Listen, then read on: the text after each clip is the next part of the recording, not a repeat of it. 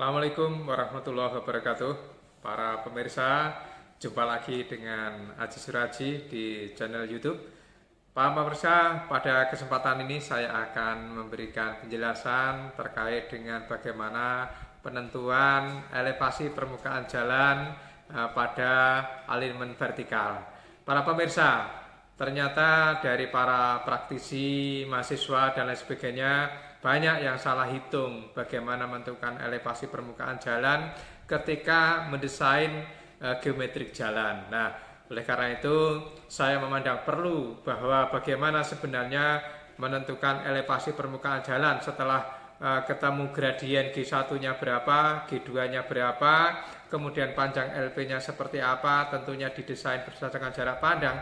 Tetapi ketika menentukan elevasi permukaan jalan, maka banyak yang morat marit ya, naik turun naik turun naik turun gitu. Padahal mestinya nanjak itu naik naik naik atau turun turun turun. Kalau itu cembung berarti naik kemudian turun lagi. Nah, inilah yang menarik para pemirsa. Saya memberikan penjelasan bagaimana sebenarnya analisis tentang perhitungan itu, rumus-rumusnya seperti apa, asumsi-asumsinya seperti apa. Nah, kemudian di bagian terakhir saya buat semacam rangkuman ya, semacam tabel yang bisa mempermudah bagi para pemirsa. Oh, saya model alignment vertikalnya naik kemudian turun. Oh, berarti cara ngitungnya nanti begini. Oh, saya modelnya turun kemudian naik, atau turun kemudian turun lagi, atau turun kemudian mendatar dan seterusnya. Nah, ini tentunya ini akan mempermudah bagi para praktisi ya, para pemirsa. Oleh karena itu simak tayangan berikut ini sampai selesai.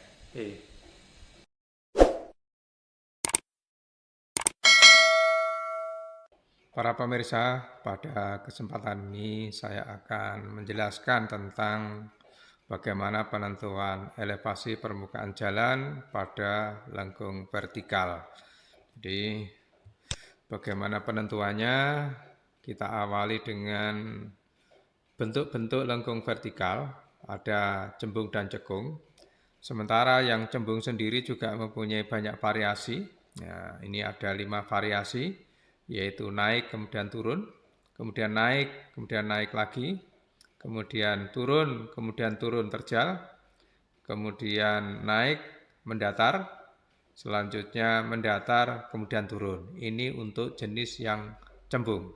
Sementara untuk yang jenis cekung itu juga mempunyai variasi, ada 5 jenis variasi, di mana bentuknya ada yang turun kemudian naik, kemudian turun lanjut dengan turun lagi, kemudian naik lanjut naik lebih terjal lagi, selanjutnya mendatar dilanjutkan dengan naik, dan yang terakhir adalah menurun kemudian mendatar. Ini adalah untuk jenis lengkung vertikal cekung. Nah, dari sekian variasi, ternyata memang untuk menentukan bagaimana Y besar, Y kecil, kemudian elevasi itu perlu harus cermat. Nah, ini yang akan kami jelaskan. Nah, kita awali dari rumus secara umum. Rumus umumnya adalah seperti ini. Intinya ada di persamaan bagaimana memahami segitiga itu sendiri. Jadi di sini kalau contoh untuk yang lengkung vertikal cembung, ada segitiga yang terbentuk, di sini ada X1, kemudian yang ke atas ini ada Y besar dan Y kecil, kemudian garis tangan dia yang miring ini yaitu G1. Nah, sebenarnya rumus yang inti itu adalah bagaimana menentukan Y kecil. Di sini kemudian bagaimana menentukan Y besar dari rumus yang ada ini. Ya. Nah, kemudian yang perlu diperhatikan, pertama, perhatikan komponen pembentuk segitiga, yaitu bagaimana pelibatan Y dan Y kecil dan Y besar. Perlu diketahui bahwa bagaimana Y kecil itu didapatkan. Y kecil ini adalah diukur dari permukaan jalan ke garis tangan. Jadi yang lurus ini. Kemudian kalau Y besar itu diukur dari permukaan jalan ke arah horizontal dari segitiga yang terbentuk itu. Nah, ini yang perlu diperhatikan. Nah, lalu bagaimana penerapannya? Sudah saya coba, ada berbagai model yang tadi sebelumnya, cembung itu ada 5 jenis, kemudian cekung itu 5 jenis. Kita coba urai satu persatu. Untuk yang cembung, naik kemudian turun, saya sebut dengan istilah CB1. Saya berikan kode cembung jenis yang pertama. Karena apa saya beri kode? Karena banyak variasinya. Nanti kalau hanya diucapkan bingung. Begitu CB1, oh berarti naik kemudian turun. Nah, yang perlu diperhatikan sini adalah jadi gambar ini merupakan gambar alinemen vertikal cembung di mana dibentuk oleh suatu garis G1 di sini plus, kemudian G2 negatif, turun. Nah, di bagian awal ini ada namanya notasi PLV, kemudian di akhir itu ada notasi namanya PTV.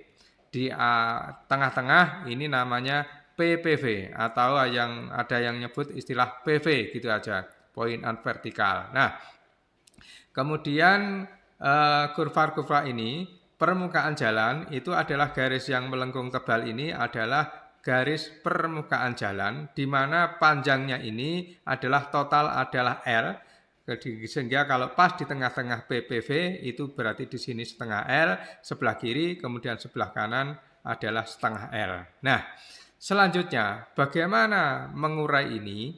Itu dipandang segitiga dengan cara yang benar. Nah, contoh yang di sebelah kiri ini, segitiga ini terbentuk dari X1, kemudian Y besar dan Y kecil, kemudian garis miring adalah G1-nya. Ini namanya segitiga yang terbentuk. Nah, sehingga saya sebut persamaannya sehingga bisa berlaku Y kecil plus Y besar sama dengan G1X maksudnya.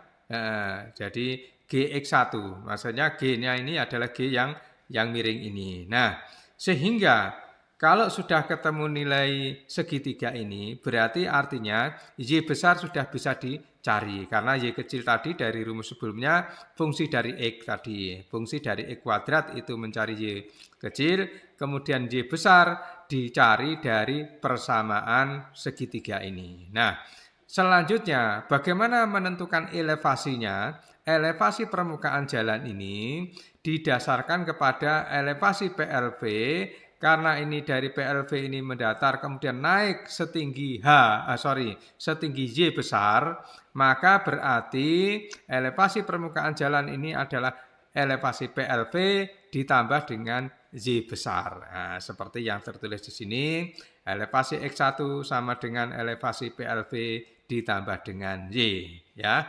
Oke, semoga paham. Selanjutnya kita lihat gambar yang di sisi sebelah kanan ini. Kita pandang segitiga. Mana segitiganya?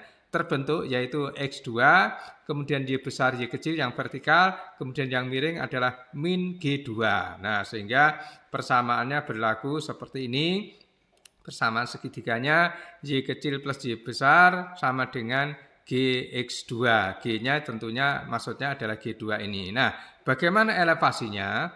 Elevasinya adalah elevasi permukaan jalan ini terbentuk oleh elevasi PTV ditambah naik sebesar Y besar. Nah, sehingga ditulis di sini dalam persamaan elevasi X2 artinya elevasi pada permukaan posisi X2 berarti adalah elevasi PTV ditambah dengan Y besar. Nah, ini contoh untuk jenis lengkung model cembung CB1. Nah, saya sebut dengan ini namanya CB1. Perlu dicatat tadi bagaimana Y kecil diukur dari permukaan jalan sampai garis miring, yang tangan miring ini. Kemudian kalau Y besar diukur dari permukaan jalan ke bagian horizontal segitiga. Oke, baik, ini jenis model CB1. Lalu bagaimana model yang CB2? Yaitu naik sebesar G1, kemudian naik lagi sebesar G2. Jadi naik. Nah, kita pandang yang sebelah kiri ini, segitiganya mana terbentuk. Jadi segitiganya adalah X1, kemudian Y besar dan Y kecil. Berarti persamaan segitiganya berlaku Y kecil plus Y besar sama dengan GX1. Sehingga elevasi permukaan jalan adalah elevasi PLV ditambah dengan Y. Seperti yang tertulis di rumus ini. Nah, Kemudian pada sisi kanan kita pandang suatu segitiga.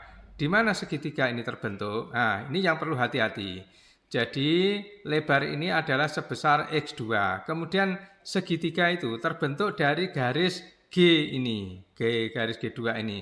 Berarti apa yang terlibat? Hanya Y besar saja. Y kecil tidak ikut. Karena Y kecil itu ada di lengkung di luar segitiga. Ya, di luar segitiga, sehingga persamaan segitiganya berlaku Y sama dengan GX2. Nah, sehingga dari sini bagaimana menentukan elevasi permukaan jalan adalah sebesar elevasi PTV dikurangi Y besar dikurangi Y kecil. Nah, seperti ada yang di rumus ini, di mana elevasinya permukaan jalan adalah elevasi PTV dikurangi Y besar dikurangi Y kecil. Baik, ini model CB2. Lalu bagaimana model yang berikutnya? CB3, yaitu di mana suatu model di mana turun sebesar G1, min G1, kemudian turun lagi sebesar min G2, berarti turun-turun. Nah, oke, sekarang kita pandang segitiga yang bagian kiri ini. Segitiga ini terbentuk adalah hanya oleh Y besar saja. Jadi dari yang garis tangan ini hanya melibatkan Y besar saja, sehingga berlaku persamaan Y sama dengan GX1. Sedangkan elevasinya, elevasi PLV, elevasi permukaan jalan adalah elevasi PLV dikurangi Y besar dikurangi Y kecil. Nah, tertulis yang ada di sini. Selanjutnya yang di sisi sebelah kanan, kita pandang segitiga. Bagaimana pandangnya? Di mana segitiga ini, ketika ini ada garis tangan, maka yang terlibat adalah ada Y kecil dan Y besar. Sehingga berlaku persamaan segitiga Y kecil plus Y besar sama dengan GX1. Sedangkan elevasinya, elevasi permukaan jalan adalah di mana elevasi PTV ditambah dengan Y besar. Sebagaimana yang tertulis di rumus yang ada di sini. Inilah bentuk cembung CB3. Bagaimana bentuk cembung yang CB4? Bagaimana? Ini adalah naik sebesar G1, kemudian mendatar, nah, sehingga G2-nya 0. Nah, bagaimana? Untuk yang sisi kiri, kita pandang segitiganya. Segitiga ini dibentuk oleh Y kecil dan Y besar. Ya, sehingga persamaan segitiganya Y kecil plus Y besar sama dengan GX1. Sedangkan elevasinya, elevasi permukaan jalan ini adalah elevasi PLV ditambah dengan Y. Ya, sebagaimana yang tertulis di rumus ini. Nah, yang agak menarik di sebelah kanan ini, karena ini G-nya 0, maka berarti tidak ada nilai Y. Y-nya adalah 0. Nah, sehingga yang ada di gambar ini hanya Y saja. Sehingga bagaimana elevasinya? Berarti elevasi permukaan jalan adalah elevasi PTV dikurangi Y kecil. Ya, oke. Ini untuk yang CB4. Bagaimana yang CB5? CB5 itu adalah mendatar. Jadi G1 sama dengan 0. Kemudian menurun min G2. Nah, kemudian kita pandang bagaimana yang sebelah kiri, karena G1 itu adalah 0, maka Y-nya 0. Ya, tentu karena tidak ada kemiringan sehingga yang dibentuk adanya Y besar itu tidak ada. Nah, elevasinya adalah berarti elevasi PLV dikurangi Y kecil, seperti yang ada di dalam rumus ini. Nah, kemudian yang sebelah kanan, kita lihat segitiganya ini terbentuk adalah dari kemiringan ini terbentuk segitiga Y kecil dan Y besar, sehingga berlaku persamaan segitiga seperti ini. Kemudian elevasi permukaan jalannya ada di sini. Kalau terhadap PTV berarti elevasi PTV ditambah dengan Y besar. Nah, ini untuk CB5. Nah, lalu bagaimana selanjutnya untuk yang cekung? Hampir mirip. Modelnya ada 5 jenis juga. Kita awali model cekung CK1, yaitu turun sebesar min G1, kemudian naik sebesar min G2. Ya. Langsung kita lihat bentuk segitiganya bagaimana. dari yang miring G1 ini untuk membentuk segitiga berarti ada Y besar dan Y kecil sehingga berlaku persamaan seperti ini. Nah, elevasi permukaan jalan ini terhadap PLV berarti elevasi PLV dikurangi Y besar seperti yang ada di dalam rumus ini.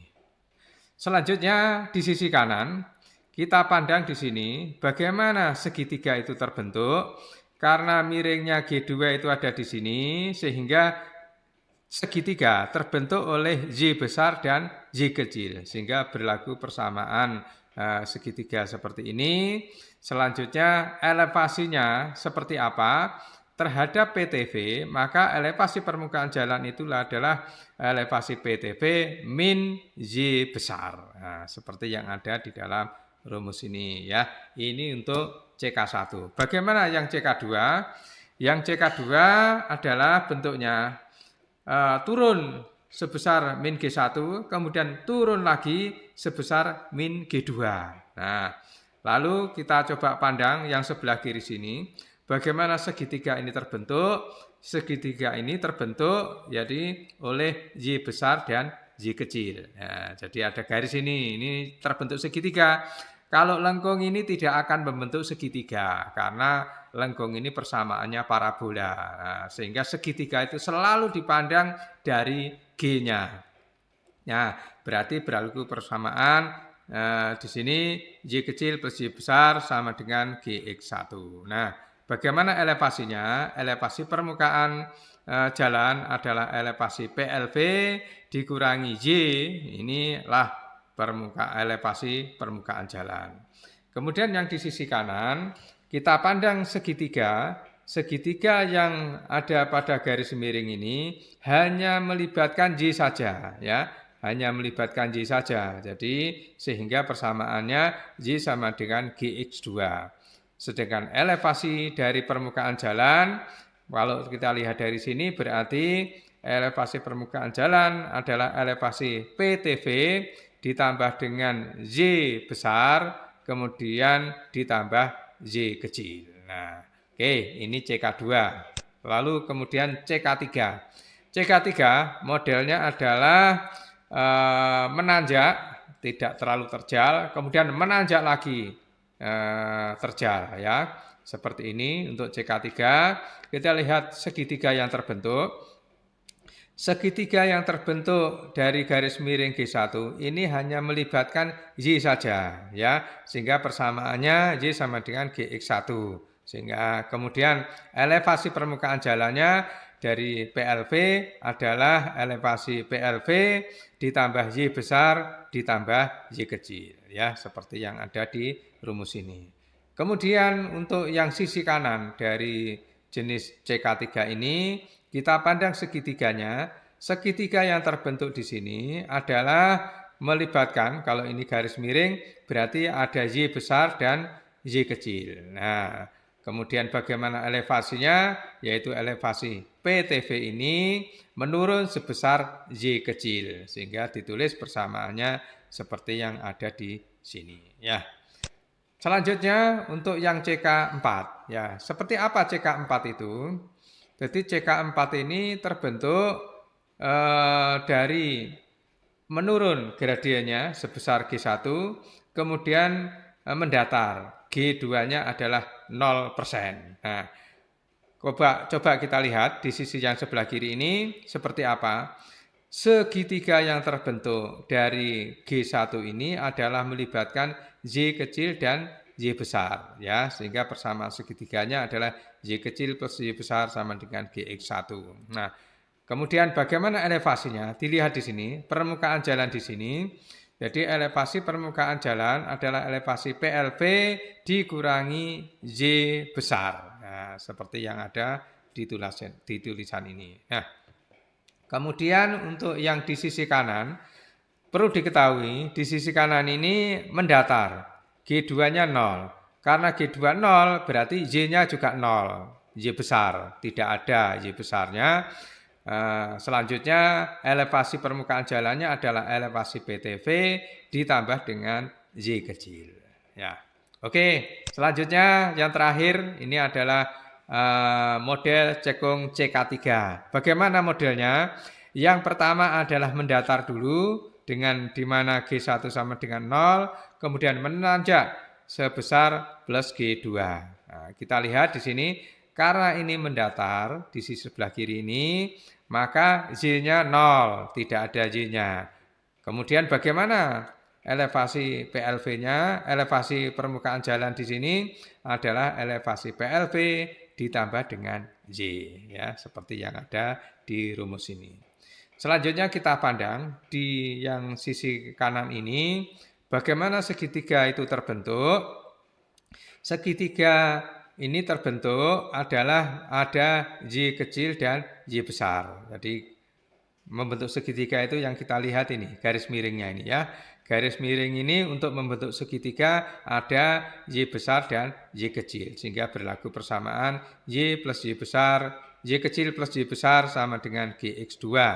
Nah, kemudian elevasinya adalah elevasi permukaan jalan adalah elevasi PTV dikurangi Y besar. Ya, oke ya.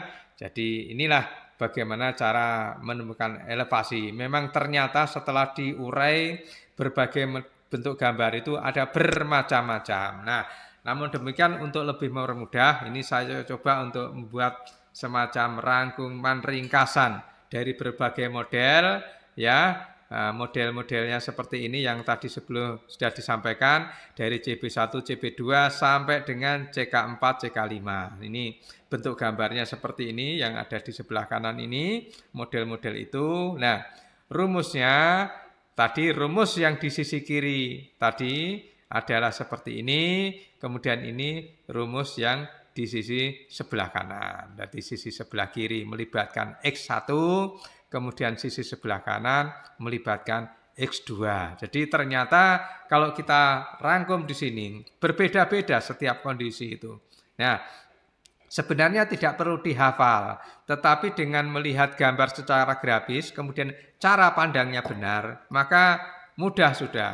Kalau dihafal sulit ini memang. Tidak untuk dihafal menurut saya, tapi latihan membuat logika geometrik di mana segitiga yang terbentuk itu seperti apa. Nah, begitu ya. Nah, selanjutnya apa yang perlu diperhatikan bagi para pemirsa? Pertama, paling penting itu adalah bagaimana bentuk bangun segitiga itu terbentuk ya. Terutama yang melibatkan Y kecil dan Y besar. Itu dulu. Karena apa? Karena bangun segitiga ini akan menentukan nilai Y yang berbeda-beda ya. Jadi dari persamaan segitiga itu menghasilkan Y karena Y itu diperoleh dari bangun segitiganya seperti apa. Nah, kemudian tentunya implikasi berikutnya adalah elevasi permukaan jalannya berbeda-beda tergantung posisinya seperti apa. Nah, ini tidak perlu dihafal menurut saya, tapi coba digambar dengan bagus, kemudian dipahami logika geometriknya, maka akan mudah paham ya. Baiklah para pemirsa, itu yang bisa saya jelaskan tentang bagaimana menentukan elevasi permukaan jalan untuk alignment vertikal. Semoga bermanfaat. Assalamualaikum warahmatullahi wabarakatuh.